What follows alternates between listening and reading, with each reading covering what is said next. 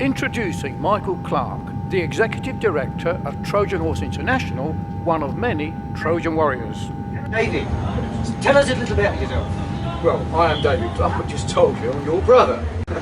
And you're my older brother, but I became a Christian 30 years ago.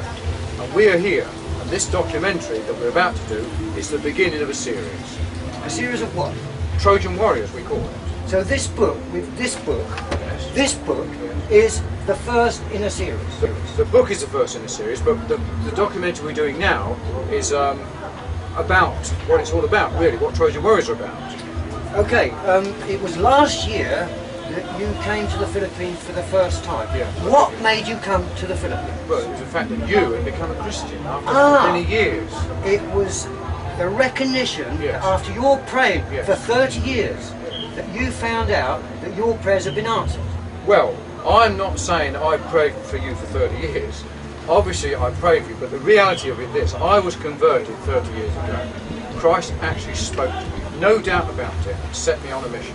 Well, I seem to remember, David, that after trying to explain about how I was set up for a crime I didn't commit, and you in the Western world felt that there's no smoke without fire, so you rejected me. You think I was bluffing or spoofing. Well, no, I didn't reject you. I felt you actually deserved getting sent away for what you were doing. But the fact is, I learned that I didn't believe you was given the charge, but I thought you deserved what you got because I felt your lifestyle was immoral. Okay, it was what led you to me was the release of Sonny Wilson, who got acquitted off death penalty. Yeah. He was suffering. Yeah. Now this is a man. That's this it. is That's a the man, story. Sonny Wilson. Yeah. Now he's my dear friend here. Yeah. He came to you with a message. Yeah. I asked him personally to go to you with an MBI report, which is in this That's book, right, that categorically says that I was not guilty. This proves that with a judicial system, my case would have been thrown out of court. However, we're not here to say anything about the judicial system.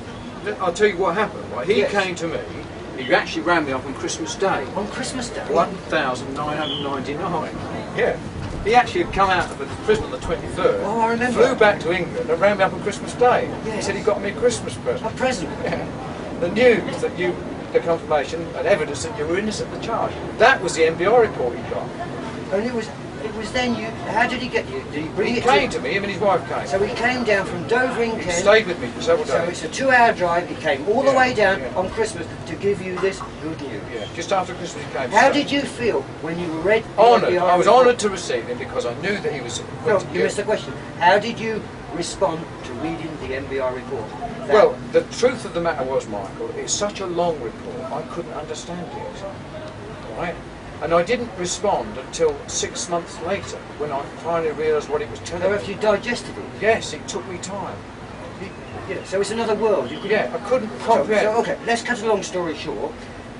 After 6 months, you began to get inspired Yes, I to was come inspired, to the yeah. Philippines to see Well, the reality. Let me tell you what happened, right?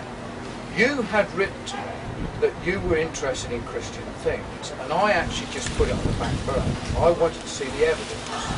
You wrote to me telling me how depressed you were, you can't face a future, and all this, that, and that, right? And I thought, well, God is actually going to deal with you. Yes. Now, a year later, you write to me and told me that you actually read Mark and Lloyd Jones' books on spiritual warfare, on joy unspeakable, full of glory, and you had read And C.S. Lewis's book called Their Christianity. And that was the book that Sonny Wilson left with. Yes, yeah. Now, when I saw the change in your letters, I knew that you had become a Christian. So I wrote back immediately and told you, instructed you to get baptised. I actually rang up the newspaper, Miller, Lizzie Miller. Okay. Can I tell you something? When your letter was in transit to me, my letter was in transit to you. Right. Saying I've already formulated the baptism because I was inspired.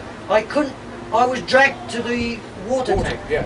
Pastor Lucas tried to say that, well, we can do it next. It wasn't good enough. It had to be done. Yeah. I had to tell the Lord. I was an ambassador. That's right, And I got 25 other people. And we asked him, Pastor Lucas, to improvise. And it was a wonderful celebration. So that's actually the baptism there. Yes. In the oil drum. Yeah.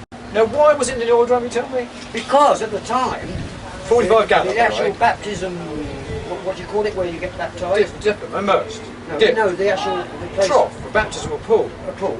A river will do. We, Anything. this church or Horse Bible trough. centre always borrows one over the other side of the wall. Right, yeah. Now, this is a large compound, 12 hectares, divided into 2 sections. Now, at the time, there was gang warfare, so it was always put off. We can't do it, we can't do it. What do you mean you can't do it? Just do and it. I remembered scripture. I told you. The man, the Enoch, I forget, in Yeah. the Bible, What hinders me from doing what's that? stopping me? And Yeah. he jumped in, and I think that water was stagnant and dirty. It didn't matter to me. That's like the waters of Jordan. Right. Yeah. If it doesn't matter. It can be a sewage tank I Yeah, would it doesn't jump matter, yeah, it doesn't in. matter. It was just a symbolic. More than a symbolic, I had to tell the Lord, I'm a follower. So as a result of that, I told Lizzie Miller I published my book. Lizzie Millie, I remember she's one of the editors from the Southampton newspaper. I had, meanwhile, been writing this book, right, and I didn't have the ending. In fact, the book was initially, the title, I thought, Jacob have I loved, Esau have I hated. It's like the book of Acts. It ended on chapter 28. Yeah. And I believe 29... It was opened again. We're the ones opening it. We're 29, Acts 29. Yeah, living Testament, right. Okay, so you came to the Philippines and you decided to come with your dear friend, or shall we say Gordon. our friend, Yeah, Gordon. Gordon Smith. Who assisted me. I've known him for 40 years, and when I used to know him, he was an old man, in my eyes. It wasn't really. In my eyes, he was an old man. But when he came, and he was always a Christian, he was preaching, and he had his own funny way, but I wasn't a Christian, but he was a good engineer. He in fact was praying for me the night of my conversion at Mrs. Knight's home. Ah. Okay.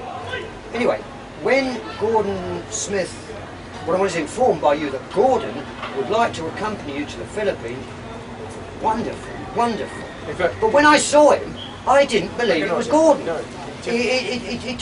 He looked a lot Younger, yeah. and he was jolly. Yeah. And he was. Because he's a pastor, a mission and then he worker, told me teacher. all about his wife, and he's found a lovely wife, and his house clean, which I can't believe. Anyway, we had a lovely mission last year. We had a few problems, teething problems. But while you was here, David, I think we decided, and well, you saw there was a problem. The problem was that Pastor Lucas, you felt that you needed.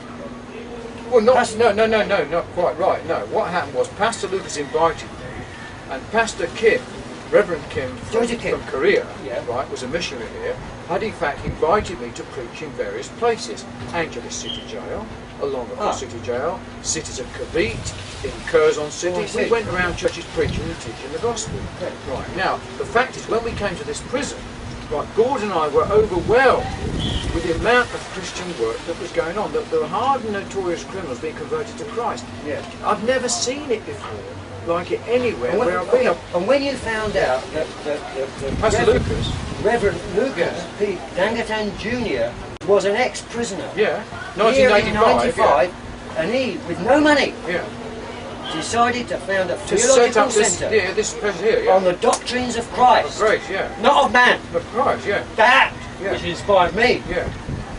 I'll tell you something, David. For 3 years, I devoured every book in this prison, paperback. When I come to finding no more books, I asked Pastor Lucas if I could Library. digest his library. Yeah. He said, Michael, this library is yours. Yeah. And I digested it. And I couldn't follow their teachers because it was all Taglish, that's Right. 50-50. Yeah. So I used to have time with Pastor Andy and Pastor Lucas. Pastor Andy is He's one of our is head associate. teachers. He's a head teacher, isn't he? He's a head teacher and associate pastor. He's been here for 20 years. So I did my own study. And then I realised that the teachings were 99% sound.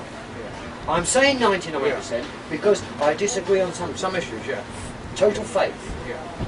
And some of the books, unfortunately, the Filipinos, bless their heart, they read English, they understand it, but sometimes they cannot comprehend. Most of the books that have been written are in English. I'm fortunate I've been blessed with an education. I can read it. And so when I've been expounding these books, I was open. Yeah. Then I realised that the true doctrines are the true. Can we talk about that in a minute, Michael? You're preaching. You certainly yeah, can. Yeah, let's get back to the mission we're talking Yes. about. Right, look. Let me tell you now.